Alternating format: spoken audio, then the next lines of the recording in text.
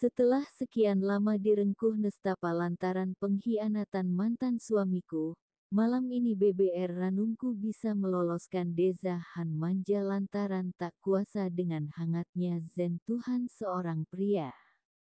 Aku merasakannya seperti pertama dulu, saat cinta onyetku lagi tumbuh saat masih kelas 2 SMA. Meski tahu hal yang aku lakukan ini tidak sewajarnya, tapi zen Tuhan pria yang aku temui secara random di klub malam tempo hari benar-benar merenggoyahkan pendirianku, sebagai wanita yang sedari dulu menjaga diri secara baik-baik. Hancur dan malu, andai saja sang mantan suami tahu apa yang aku lakukan malam ini, sudah pasti dia akan direndahkanku serendah-rendahnya. Kendati begitu, aku tidak peduli. Sudah telanjur basah, lebih baik mandi sekalian. Begitu pikiranku. Anggap saja sebagai hiburan, toh statusnya bukan lagi istri orang karena Arhan, mantan suamiku sudah menjatuhkan 4 talak sejak 3 bulan lalu. Hanya saja, hingga detik ini pengadilan belum juga mengeluarkan putusan perceraian karena Arhan tidak benar-benar menginginkan perceraian di antara kami. Tidak ingin bercerai katanya, tapi menyiksa dengan menghadirkan madu yang tengah berbats 2. Coba, hati Wen mana yang tidak hancur? Atas dasar ingin punya keturunan, Arhan begitu tega bermain api di belakangku. Lebih menyakitkan lagi, tindakan Arhan didukung penuh oleh pihak keluarga hingga membuat tekadku semakin bulat untuk menyerah pada keadaan. Ingatan tentang rasa sakit yang aku alami selama menjadi istri Arhan semakin membuatku lepas kendali hingga tergerak untuk mengimbangi permainan dari pria yang tengah mengungkung tubuhku saat ini.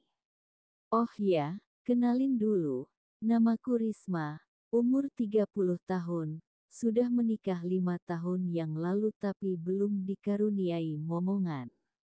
Dan gara-gara itulah, Mas Arhan, suamiku berdalih, ia berhak untuk punya keturunan dari Wen lain. Sungguh sangat menyakitkan, saat aku tengah berusaha untuk mendapatkan anak, justru Mas Arhan sudah terlebih dulu mencari Wen lain, bahkan kini telah hamil. Rasa sakit dan frustasi itu, sungguh membawaku ke jalur yang tak semestinya. Aku menjadi Wen liar, hampir tiap malam pergi ke klub malam, sampai akhirnya ketemu pria tampan yang akan aku jadikan pasangan pura-pura, saat menghadiri pesta pernikahan mantan suamiku. Tanpa keraguan, aku mengalungkan tangan di leher pria tampan dengan tato yang memenuhi tubuh atletisnya itu. Kenapa berhenti? Bukankah ini bagian dari tugasmu juga?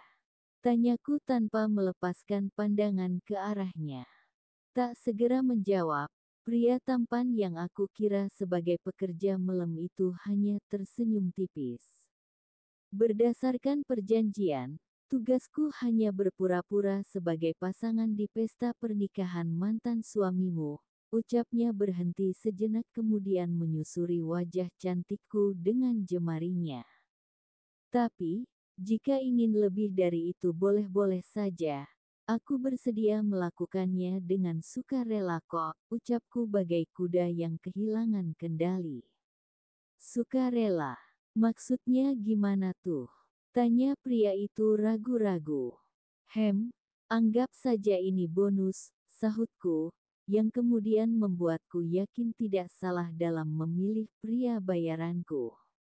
Lakukan, kalaupun harus membayar lebih akan kuberikan, tuturku lagi sembari mengangguk pasrah. Begitu mendapat lampu hijau, pria itu kembali melanjutkan aksinya dan memposisikan diri untuk melakukan penyatuan. Baiklah, aku akan melakukannya, tapi kamu boleh memintaku untuk berhenti jika berubah pikiran. Ucapnya terdengar bijaksana. Iya, gak apa-apa, lakukan sekarang, pintaku meski ada rasa gugup yang menyelimuti diri. Meski bukan kali pertama, tapi aku tetap gugup luar biasa. Jantungku berdebar tak karu-karuan dan terus menerka apa yang akan terjadi selanjutnya. Tidak ubahnya bak pasangan sungguhan, aku merasakan kesungguhan dan kelembutan pria ini dalam membahagiakanku. Tidak bermaksud membanding-bandingkan, tapi jujur, selama aku menikah dengan Arhan, belum pernah merasakan kenikmatan yang begitu dahsyat luar biasa seperti saat ini. Pokok beda banget gitu. Caranya memperlakukan pasangan di atas ranjang begitu totalitas. Aku berpikir, mungkin karena jam terbangnya sudah cukup tinggi. Tanpa aku ketahui, bahwa pria yang kini bersamaku bahkan belum pernah berhubungan dekat sama sekali ini bisa memberikan yang terbaik untukku. Setelah beberapa saat aku penasaran, aku mencari info ke beberapa orang di tempat itu. Ternyata juga, dia itu bukan pria bayaran seperti dugaanku semula, melainkan putra seorang konglomerat yang tengah merasakan kehampaan dan kesepian dalam hidupnya.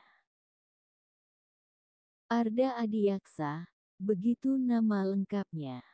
Akan tetapi, sewaktu di hadapanku, dia enggan menyebutkan nama lengkap, hanya memperkenalkan diri sebagai Arda saja. Atas dasar kasihan dan penasaran ketika seorang wanita menyedihkan datang, Arda mengiyakan penawaranku yang meminta untuk menjadi pasangan bohongan dan kuperkenalkan di pernikahan mantan suamiku. Sampai segitu hal yang aku lakukan demi gengsi dan tak menanggung malu saat mantan suamiku menikah terlebih dahulu. Tanpa banyak bicara, Arda yang memang jengah dengan alur kehidupannya, tertarik untuk melakukan hal konyol ini. Tak dia duga, usai menghadiri pesta pernikahan mantan suamiku, aku justru semakin menyedihkan dan terlihat hancurnya, hingga Arda merasa iba melihatku. Maksud hati ingin menenangkan diri, justru berakhir di atas ranjang hingga aku benar-benar salah paham. Kebetulan, dia yang sejatinya adalah pria dewasa dan sudah lama menginginkan hal semacam ini, akhirnya tergoda tubuh seksi dan wajah cantikku, berhasil membuat tubuhku terbakar hingga tergerak untuk memanfaatkan keadaan. Walau dia termasuk amatir di lapangan, tapi pembekalan teori jangan tanya. Arda sudah khatam tentang cara menyenangkan seorang wanita. Selama ini dia hanya mendengar kata orang dan pengalaman teman dekatnya, tapi malam ini Arda merasakan sendiri dan mengerti bahwa nikmat bercinta itu tiada duanya. Tak ayal, hal itu membuat Arda lupa diri, bahkan tidak peduli tatkala aku sudah terlihat menyerah dan memintanya berhenti. Arda, sudah cukup, nanti bisa tambah kok. Racauku sembari berusaha mendorong perut Arda dengan tenaga yang tersisa. Alih-alih menuruti kemauanku, Arda justru mengunci tanganku di atas kepala dan kembali memohon penuh semangat. Benar-benar tidak dapat dipercaya, padahal dia sendiri yang mengatakan kalau aku bisa memintanya berhenti kapan saja. Nyatanya, Arda tidak bersedia mengakhiri sebelum mendapatkan puncak tertinggi, sebagaimana yang telah aku dapatkan berkali-kali sebelumnya. Arda, berhenti dong.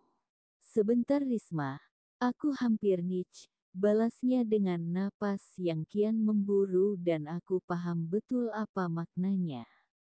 Tidak, jangan di DALAM, kita tidak memakai sabuk pengaman. Pintaku. Tapi apa boleh buat, rupanya Arda belum punya pengalaman yang cukup untuk bisa mengendalikan laju pesawat, dan berakhir dengan begitu adanya. Sejak itulah Arda sering minta ketemuan, dan tentu ujung-ujungnya pasti minta mengulang. Aku pun jarang bisa menolaknya, Karena selain kebutuhan, juga Arda berjanji untuk segera menikahiku. Tapi sayang, sebelum aku dinikahi Arda, aku telah hamil terlebih dahulu. Meski semua ini di luar kewajaran, tetapi aku tetap merasa bangga. Sebab aku bisa membuktikan kalau aku tidak mendul. Entahlah, mengapa menikah 5 tahun bersama Arhan, terasa begitu susah untuk mendapatkan. Mungkin belum dipercaya, atau karena faktor lainnya. Akhirnya aku dinikahi juga oleh Arda secara sah dan resmi. Sejak itulah aku menyandang Nyonya Arda, dan hidup serba berkecukupan, karena dia pewaris tunggal dari seorang konglomerat. Sekian dan terima kasih.